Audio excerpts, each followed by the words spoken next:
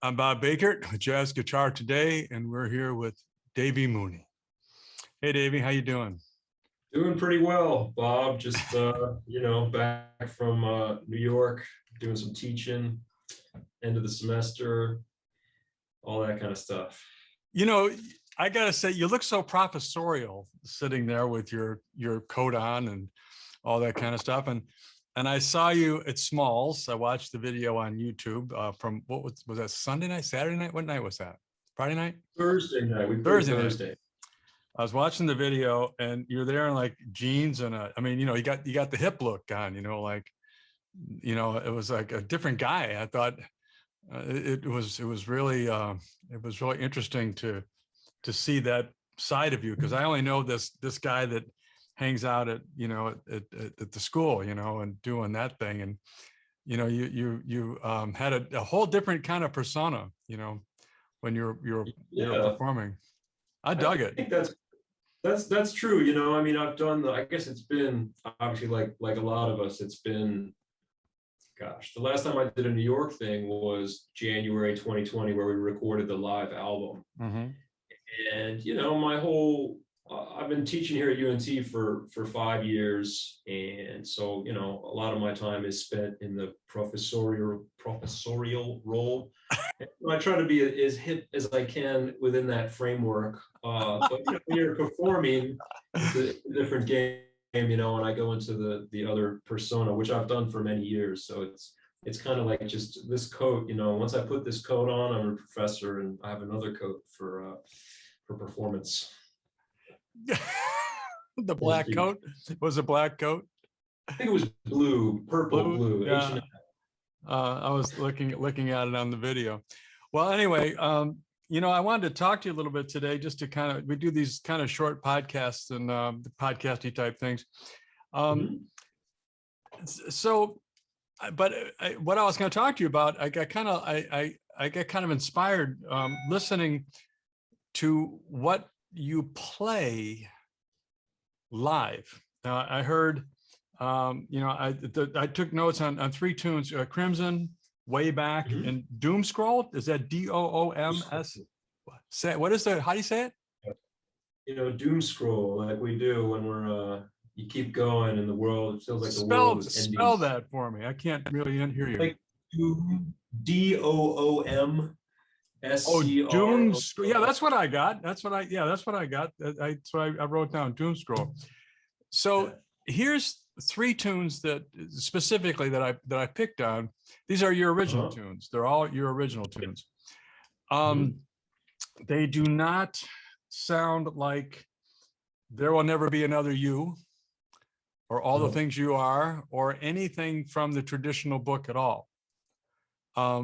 Which, like the kind of stuff that, the lesson type material that we get from you. And for those of you who don't know, Davy is a prolific contributor to Jazz Guitar Today, as well as a teacher and instructor and all that. And people can read about you. We'll put your website information up.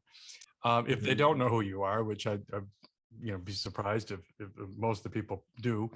But I was really surprised that the music that you played was really kind of it's kind of a new take. I mean, talk to me a little bit about the difference between the traditional repertoire, if you will, that all jazz students have to learn, and what you write and what you perform, and how that came about, and how you would what you think about your growth as a musician, because I think that's really interesting. Yeah, certainly. No, I think it's interesting too. I think it's important, and I teach here, the fundamentals of the music, like being able to play the repertoire and play the jazz language, learn how to play the tunes, study the masters of the music in the jazz guitar realm and on other instruments.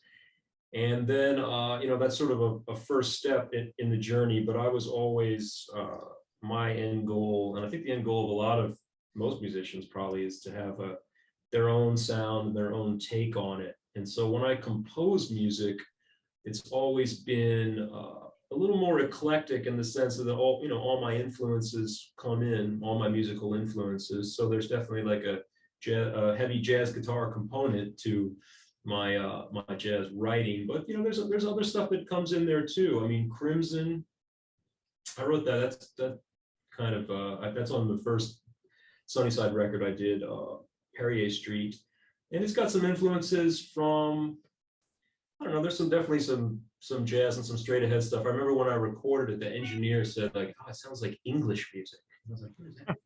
But that's what he heard in it.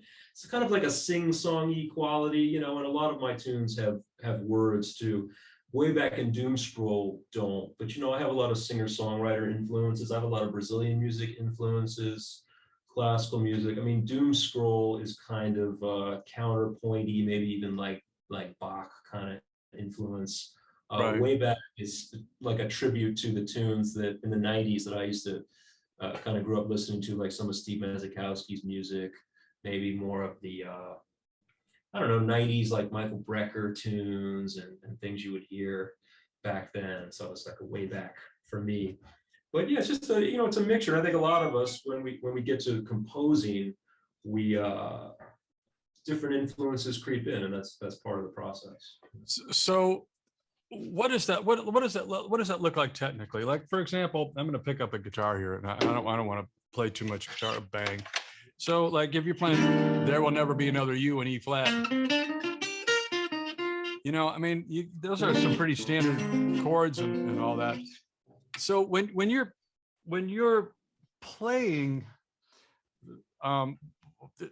stylistically, how would you tell somebody sort of the differences, if you will, the similarities and differences between that and what you're doing, in your own compositions? Yeah, I think the main thing is just like the difference between functional harmony and modal harmony, and I like to mix them together. And in its broadest sense, I mean, the functional harmony would be, the fact that, I don't know, can you hear this? Yeah, very well, thank you. Yeah, the idea it's an E flat, and then there's a 2-5-1 to the relative C minor, that 5-1 thing, and then there's a 2-5 to the 4-1, etc. Right. And whereas a modal approach is kind of like any chord can go anywhere. Really, that's the fundamental. That's kind of the basic thing of what it is. You just move the chords where your inspiration is telling you to move them. So I like to mix that together in my tune. So like Crimson, the first part, that's actually a functional progression. It's just like G minor. I mean, this is a slightly unusual chord. It's like what is that? I call it a lot of things. G flat major 7, sharp 5. Right. It's a 5 chord. It's another way to think of that is like a D7 altered with the 3rd in the bass. Right. So it's still 1-5-1, but it's a little, slightly unusual, I guess, way to spin it. Yeah. In a lot of my tunes. I think something like Crimson, then it goes on. That's a 2-5, Bring up your microphone just a little bit if you can. You know what I should do? I should do this. Turn on an amplifier. How's that? That's much better. Yeah, it's like then it goes into the tune. You go to C minor and a 2-5, tritone sub, C minor, and then I have like A flat major. This chord like a G, kind of a G7 flat 9 with the flat 9 in the bass, and then a 4 chord. So I'm moving around like functional progressions, For people out there who do not play 7-string guitar, we want to remind you that Davy is a 7-string guitar player. So if you're trying to follow his low string to find out what he's talking about with an A in the bass, where you're not going to have an A in the bass, you're going to have. You tune to your low string is which? Is it an A or a B? It's A. It's an A. Okay. Pizzarelli, Howard Alden, etc. Right. School of tuning the guitar. Right. So. Well, yeah. Keep going. I'm fascinated. Yeah, and that tune, it sort of weaves in and out of. There's a part where it's like that one's pretty functional, just going up C minor, D minor, E flat. I'm going to highly recommend that people go to YouTube and look up your performance last Thursday night at Smalls in New York City, and so they can hear the tune, you know, as it's meant to be heard. You know, with the quartet, you've got a bass, drums, piano, and yourself. Because you'll really understand, you'll get a better feeling for what we're talking about here. I just thought it was really interesting. And then the other thing that was really interesting is that you're using pedals. Yeah, until they stopped working on the second set, but that's a little fun little stuff. Something went wrong. Like I got through the whole thing, and you know, you're up there and troubleshooting, and I just bypassed them. But that was like the last two tunes. But yeah, I use a couple pedals. I'm not a big pedal person. I think someone who knew a lot about pedals would just laugh uncontrollably if they saw my little setup. But I do use a volume pedal because I like to do swells and I almost think of it as like a manual tremolo. Like I'll just kind of start moving the volume pedal real fast, and I can't recreate it here, but you get it kind of like that kind of sound. I like that. I like to do some swells. I like the texture, especially when you're playing with piano. If you want to put some chordal ideas in there, but don't want to comp the way they comp, you know, swells and things are really useful. And I have a reverb pedal, but that's mainly because, you know, when you travel, usually what's broken on the amps you get is the reverb. That's what I've discovered. So after some very horrible experiences of having to play like bone dry on some amp, like out in Japan somewhere or wherever, in the United States somewhere, I have a Holy Grail reverb that I have just in case. And then I have this is the one that would make people laugh probably, but I really like this pedal. It's a Boss Super Overdrive, you know, distortion pedal. It used to be $35 and now it's 50. They upped the price a little bit, but you know, I basically use it as a gain boost. I don't use a lot of distortion, but in all the solos that you heard, I do have that distortion pedal on. I step on it to give me a little bit of a bump in the signal. A little bump in the signal, and there are a lot of good clean boosts out there that stay clean. Oh really?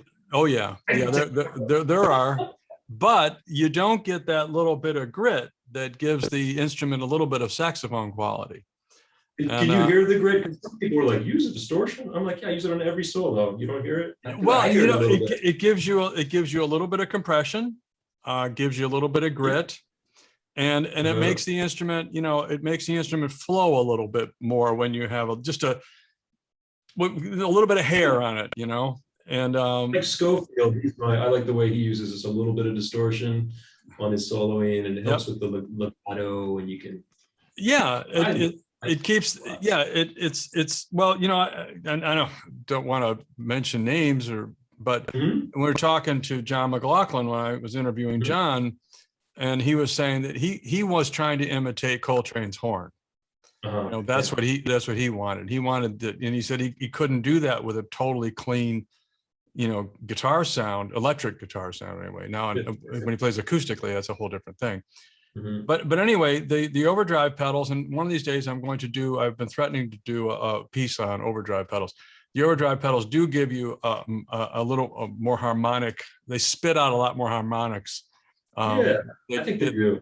Like a horn does. You know, that horn, the whole horn is radiating sounds. You know, that's why they sound the way they do. Anyway, well, I just thought it was really interesting that this conservative professor from Texas, who is not from Texas, from New Orleans.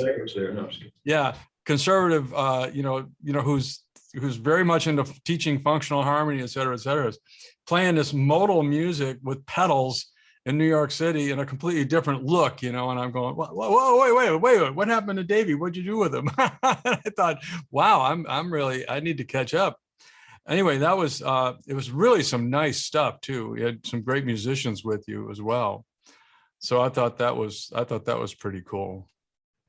Yeah, I mean, you know, as I said, you know, I've been doing the performance thing for longer. I mean, I always taught a bit, but I've definitely been a performer since, you know, I first moved to New York in 2005. Right. Hurricane Katrina. So I was up there hustling and doing gigs, and playing at those clubs in the West Village, long before I, started teaching here at UNT. And yeah, I think it's just, I do teach as a teacher. I'm pretty, I remember when I first started, I kind of wrestled with it a little bit about like the fundamental stuff versus, but I don't know if it's even a versus, it's like ultimately the better command you have over the language, Right. the harmony, the better you're going to be when you move into, like, for instance, modal progressions, where the rules are a little bit more fluid. The better you can articulate the, for lack of a better term, traditional, you could say conservative, neoclassical, I don't know, however you want to put it, like the fundamentals of the music. And so I figured, like, you know what, I'm going to do that because that's what the students need. And, we work on composition with my students as well. When it's Right. play, there'll never be another you. I'm like, well, write me something, here's a composition exercise, like something I learned from Gil Goldstein or something, or from someone else, or Steve Mazikowski. Write me a tune, because for me, the only way you're going to discover your own voice as a jazz musician is through composition. Or that, for me, that's the way it was. Like when I started writing things, it was like, oh man, what is this? And is this okay? And then, different teachers would be like, yeah, that's what you sound like. That's your sound. I'm like, okay, I guess. So cool, combine things. Tell people who Steve Mazikowski is. Yeah, he's a great guitarist from New Orleans, who is the head of the jazz program at the University of New Orleans. But great performer. He spent years in his with Diane Reeves on the road, and there's a band called Astro Project. And yeah, he was my mentor, along with Hank Mackey, who's another teacher in New Orleans, the guru of jazz guitar. And he taught Steve and he taught me. But then I studied with Steve, and I used to watch him play growing up when I was in high school at Snug Harbor in New Orleans. And my parents would let me go to this jazz club on Tuesday nights. And, most of my style on the guitar comes from him, a lot of what I play. Actually, it was hard for me for a while because I was so much, I sounded so much like him, I thought, and I could play all this stuff that I had to make a real effort to sort of differentiate myself, which composition helped with that too, because my style of composing, even though I learned a lot from him in that side too, I have different influences because, we're different generations, and so different things come in there. But yeah, he's like one of the greats, I think, one of the great jazz guitarists. And he's not as widely known because, he stayed in New Orleans and, taught it. I think he spent some time in New York, but, I think the world is more connected now than it was maybe back then. But he's got a couple records on Blue Note that are really amazing from the 90s. Right.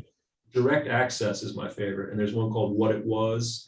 And he has a Live at Snug Harbor album from the 90s. And he's got a bunch of great records that you can find. If you ever get a chance to hear either you or him live, if you come into your city, and hopefully now, we are getting on the tail end of this thing and people will start getting back out again.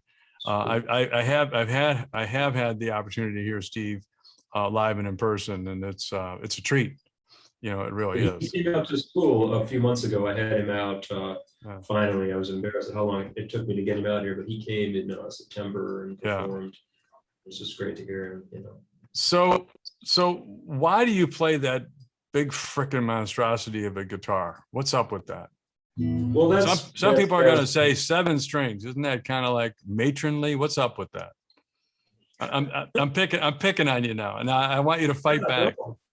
No, I mean, that's like I said, Hank Mackey, he switched to the 7th string, and Steve always played 7th string, at least as long as I can remember. Right. Although his guitar was like a spaceship because it had 5 extra frets. So I know.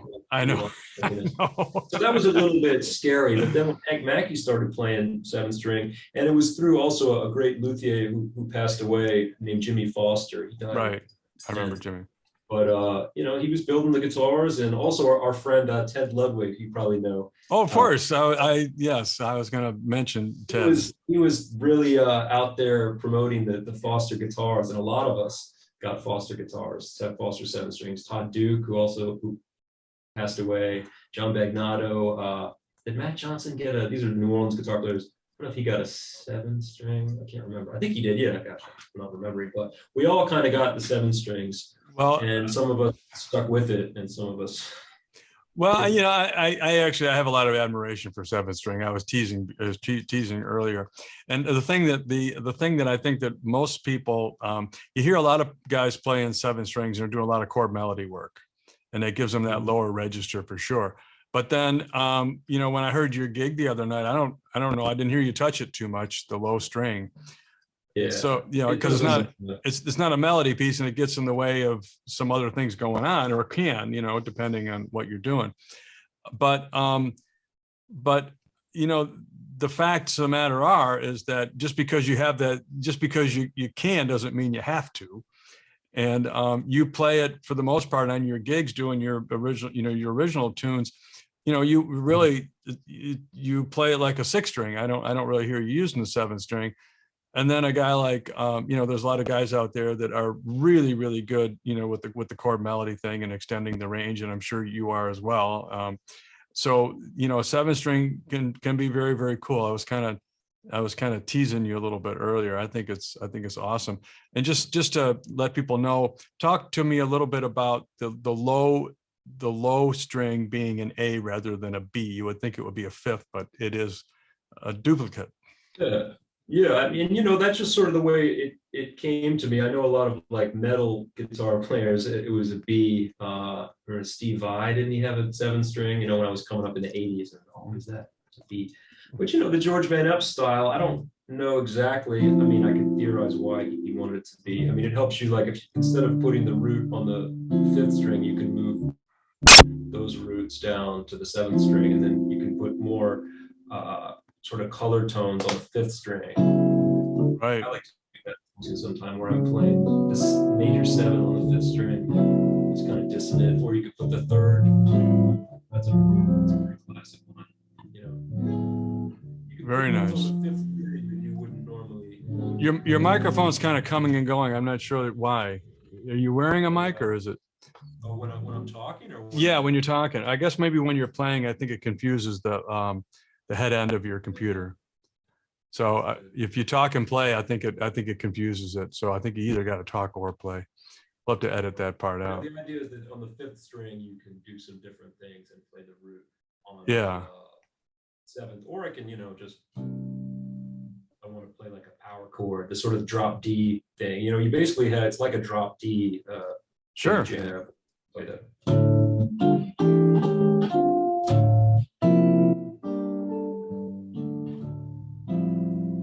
It's just a different kind of universe of voicings that you can do, and you know, basically, I don't use it if there's a bass player. I Oh mean, yeah, everybody's getting their way.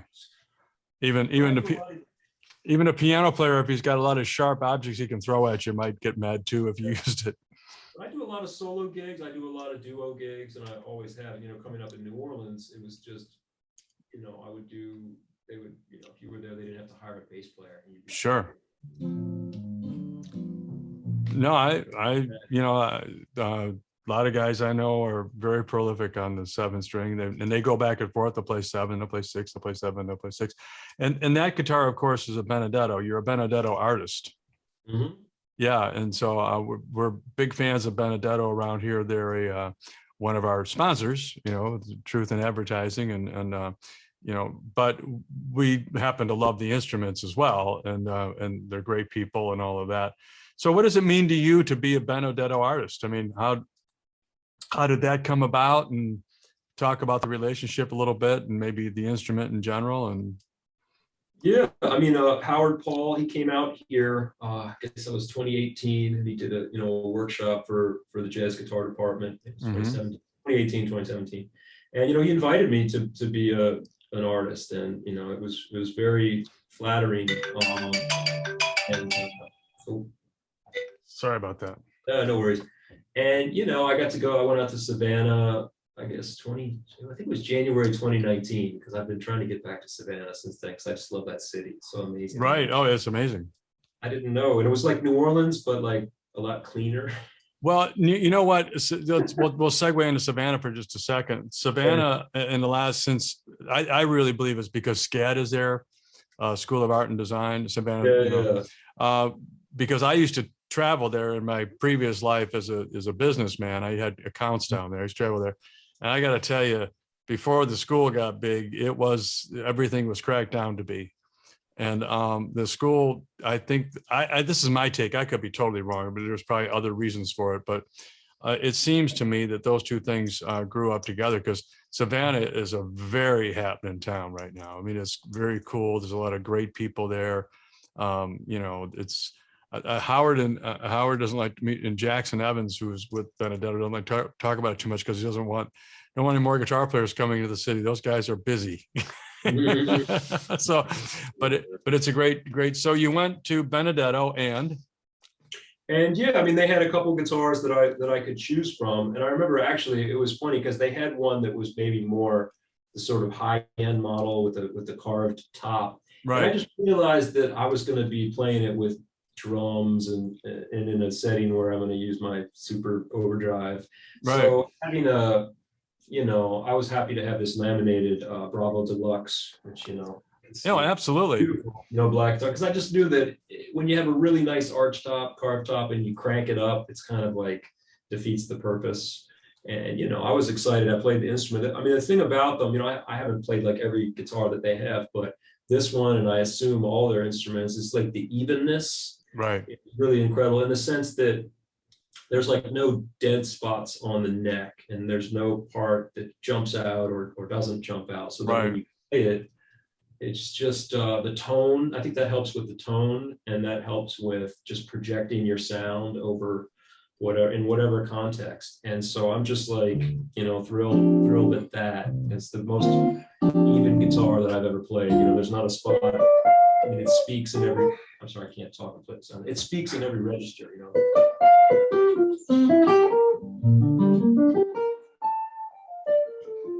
It's very even. There's no hot spots. There's no dead spots. And a lot of arch tops, are there's a lot of the good ones are like that. They're very even. But we've all played the instruments where, the A flat on the B string is a little soft, or man, every time I hit this note, it runs away with me. I don't, it does get weird. I like laminated guitars. It's really funny. All my hollow body instruments, none of them are laminated, and I really want one quite a bit, because there's a big difference in the way they project through an amplifier on stage and what you can get away with. And you're absolutely right. So we did Benedetto. I had Jackson Evans do something. People can look in our archives of them actually doing demonstrations between the laminate models and the carved models. And the carved models are great if you're sitting at home or a small gig and all that. They do a lot of really, really great things. But man, as soon as you start hitting a cymbal and a snare and all that other stuff, life changes for you, as you know. Very, very cool. Yeah. It's the nature of the types of gigs you do. Yeah. Yeah. So we got a few more minutes here. This is meant to be kind of a quick hit, catching up with you. You got any gigs coming up? Anything soon, or what's going on? What's happening with you? Gosh, I wish there were more. It's still getting back to, here in Denton. I mean, I play at a lot of places, I do a lot of gigs. The New York thing was nice to get that going. I mean, I'm looking sort of towards 2022. I'm going to go back to Japan finally again. I'm going to do a new record with a partner of mine over there, Ko Mura. We did an album called Benign Strangers in 2018, 2019. And, I had to cancel. I was supposed to tour over there in 2020. In the summer, we had to cancel the whole tour that we had booked. So I'm going to go back over there, do another record. I'm going to go to Brazil over Christmas, but I don't think I'm going to bring my guitar, honestly. Like, I usually go down there and play, but we haven't seen my wife from Brazil, so we just want to hang out with the family, and I don't want to be like trying to book gigs since it's been 2 years since we've seen the family. Usually I'm booking gigs, I'm taking the Uber and Sao Paulo kids and all that. So I feel like, well, yeah, there's that. And I'm planning a trip to Jalapa in Mexico in June, and do some collaboration with, we're still working out the details on that, but with the jazz faculty at the University of Veracruz down there. So I'm trying to get, I've always, done, I've done some domestic stuff, like I go up to New York once or twice a year, do Smalls or the 55 bar or something like that. Play in New Orleans, play around here, but then I enjoy going to internationally to towns and picking up bands, and they're not pickup bands, I've been playing with them for 10 years, but I have groups in Tokyo and Sao Paulo, Mexico City, and I want to reestablish all those ties that got kind of cut by this crazy pandemic. Well, what's really interesting, and this is a feather in your cap, if you will. It's really interesting that you can be down in Texas, teaching and all that kind of stuff, and yet you can walk on a stage. One of the most, I know it's a small little Department of Redundancy department. It's a small little place in New York City, but the people that play there are the luminaries, you know. And you can go and you can do your thing, and you can go to a club like Smalls and be just, you're home, you belong, you're valid in that setting. A lot of guys, they wish they could do that, if you know what I'm saying. You've got that kind of, and because when I was watching you perform, because I do some acting and things like that. And when I was watching you perform, I said, he is so comfortable in this environment. And it's really interesting, that you were able to just move yourself from course. But I know you lived in New York for a long time and spent, so you were kind of going back home. It was easy in one way, but I think it's really remarkable that you just, you're valid. You can go to Japan, tour there, you can go wherever it is, and you're a major force, a major voice, and it's, people need to know more about you, I think is what I'm trying to say. Because I love what you're doing, man. Sound great. Well, thanks, Bob. And I'll just say, it's not easy. It's something that I've worked on for a really long time, and going back and forth from. But hopefully, the reason I have anything to teach here is because I'm actually active on the international scene as much as I can be. In the New York, I work very hard to maintain ties that I've cultivated over the years, and I told a student here today that it's important for me to go up there and play, and just so even though I don't get to do it all the time, to sort of remember what it feels like to play at the highest level with musicians. Yeah, well, that's what I'm saying. A lot of guys that teach, when they get an opportunity to perform, they've got their chops because they've always got their guitar, and some do and some don't. There are guitar players out there that teach, and they've got it all here, but they don't really practice anymore. But they work with. And then there are guys that they've got their chops, but when they get a chance to play, they feel like they've got to tell every story they know on guitar, so way too many notes and all this. And it's, it takes a certain amount of experience and a certain amount of comfort and all of that to still be hearing the music in your head and telling and being able to convey stories musically. And I think that's something that you definitely pulled off. I was really impressed with what you did at Smalls, the performance I saw. Well, thanks. Like I said, I work at it, and I try very hard. It's really obvious that you do, because it's really impressive. So I think this is a good place to probably to say goodbye, and because we're going to do this a lot, keep checking in with you now that things are opening up again and you'll be performing. I was telling you earlier today, let us know where you're playing. We'll let everybody know, and take pictures, send us pictures and all that kind of stuff. I sent you some an hour ago or so. You'll see in your email. Hopefully. There you go. So a couple of things I want to mention. Okay, you've got books. Tell us about your books. Sure. Well, I have it back here. This is the one that I guess it's been a couple of years old, Personalizing Jazz Vocabulary. Right. And this is a book, I talk about it on the videos I do for you guys a lot, where I go and I take little small pieces of jazz vocabulary and demonstrate how I incorporate them into my improvising. So I improvise some and then play something exactly, because I think that's important that's how I learned how to sound like I was playing jazz, but also have my own voice. And I'm working on it. Oh, I'm sorry. No, excuse me. So I was going to say, I have a new book that we're doing the edits on right now. You go through, you write a book and you go through it like 100 times, and every time you find like some little annoying comma that's in the wrong place. So I'm in that process right now. But it's a book it's more position playing, and I talk about my actual process of how I learned the neck of the guitar. And I was very much sort of caged position person, even though I didn't know that's what it was called at the time, because this was back before we had the internet. And so if somebody just showed you something, you were like, oh, okay, wow, information. And I just talk about how I take 5 songs, 5 chord progressions, and there's going to be an etude in every position, an all 8th note etude, kind of like Barry Galbraith, and then an improvised chorus in each position. So it's like a ton of stuff. There's 50, yeah, there's 25 etudes and 25 improvised choruses. It's like longer than this. But I really got into the nuts and bolts of how I play everything. That's about 5 years worth of work to get that together. Yeah, no, Yeah. There was then a lot of neck diagrams showing the actual shapes that I use, because we have the theoretical scale. This is the arpeggio. But it's like, okay, when I'm here and I play D minor, I play that like every time. That's what I'm playing off of, or right here, So did I see that right? Did you start on the A note? Yeah, like if I'm here, if there's a D minor chord and I find myself right here, I'm probably going to play this, which is, I'm sorry, I'm talking. It's basically like an F major 7 arpeggio. Right. This is E, so. Something like that. That's the figuration that my hands go to. And then I'll improvise around that. Like I might play.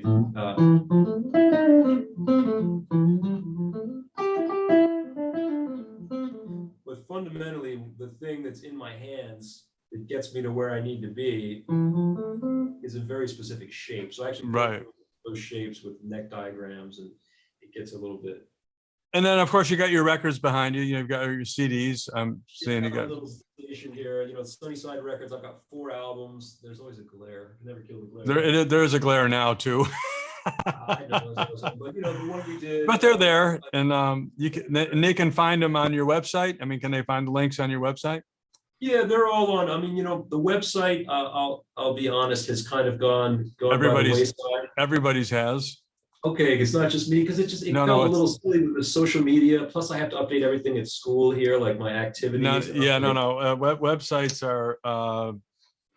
Websites are not what they used to be, because there's Facebook pages and Instagram and stuff like that. And they're all that. I'm pretty good. I got my Twitter, I got my Instagram, I got my Facebook. Yeah, I think that's kind of what's going on right now. I mean, there are websites for sure. I mean, for all intents and purposes, Jazz Guitar Today is a website for all intents and purposes. But we do it in a magazine format, so that's kind of what it's all about. But they can find me. They can find all my stuff. I'm on the internet. So yeah, you're easy to find. You're all over the place. You got YouTube stuff up and all that, and you're like I said, you're a regular contributor to jazzguitartoday.com. People can find all kinds of really cool information. If they want a deeper dive, of course, they can jump into your books, your master classes, and all that kind of thing. And if they get real excited, they can send their kid down to school with you, or go to school themselves. Yeah, you would see doing the admissions right now. Actually, I'd get in trouble if I didn't mention. We're admitting December 6th is the sort of soft deadline for fall 22 admission. So, there you go. Man, it's great talking to you, Davey. It really is. It's an honor and a pleasure to talk to you. Talk to you soon. Thank you for everything you're doing for us at jazzguitartoday.com. Your contributions are very validating for our cause, and helping bring people in, and that's kind of what we're all about. Thank you, buddy. Thank you very, very much. Bob Bakert for jazzguitartoday.com with Davy Mooney. See you, buddy. Bye-bye now. Take care, everybody. Bye. Bye.